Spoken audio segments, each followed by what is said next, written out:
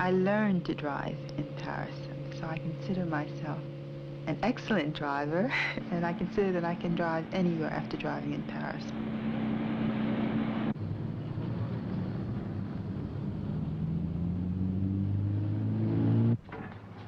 Happily, I found a marvelous polisher, and he does the heavy industrial polishing on the sand-casted pieces. They have a surface which is very granular, which is the surface of the sand. I make sure that the forms themselves are emphasized, are finished the way I want them, and then I give the piece to him, and then this way we get the final polish, which for the big pieces is a tremendous help.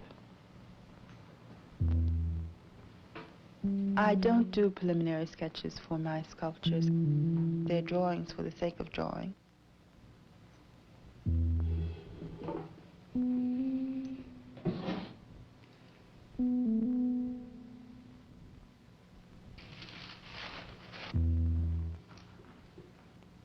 I draw very quietly, very meticulously. It may take me 3 or 4 or 5 days to do a drawing. But with the sculpture, I'm much more impatient. I want to see it right away. I want to see at least the basic form very quickly.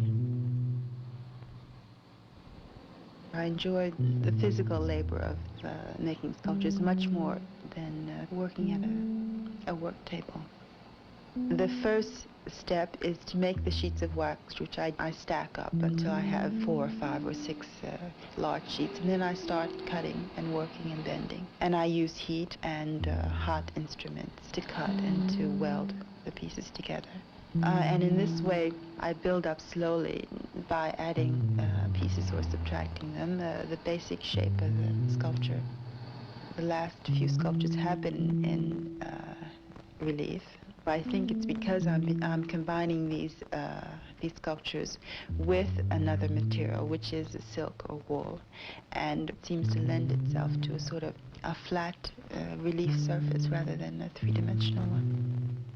I'm taking a hard material and a soft material and making them work together. This is my way of trying to relate African sculpture to my way of working. Of course, I am not African, and my cultural background is certainly not African. But I think, on the other hand, I have a perfect right, and more than that, a certain obligation to learn and to explore a culture which is related to me racially.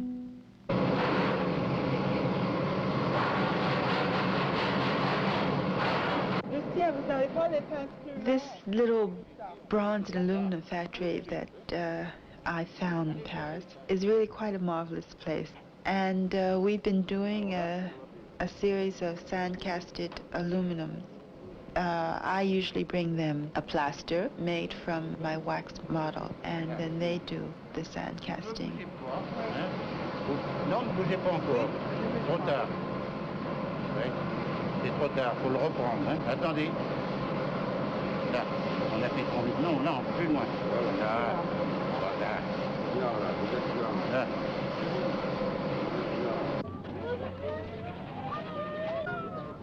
I haven't returned to live in the States since '61.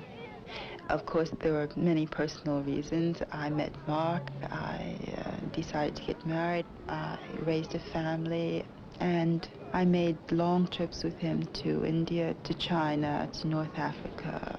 And it was the thing, I think, that changed my approach to art and my approach certainly to Western art and its relationship to me.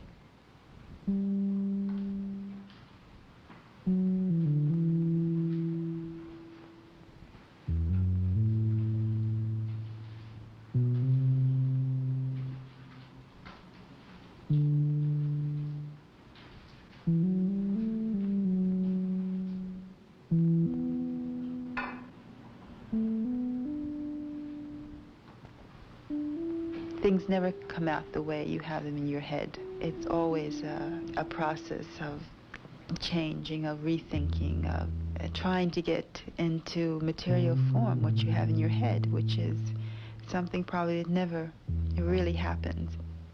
What is pleasant, however, is to see pieces that are 5 or 6 years old that stand up, that one is happy to see again,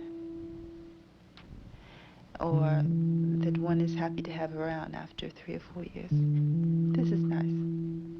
This is something that makes life worth living.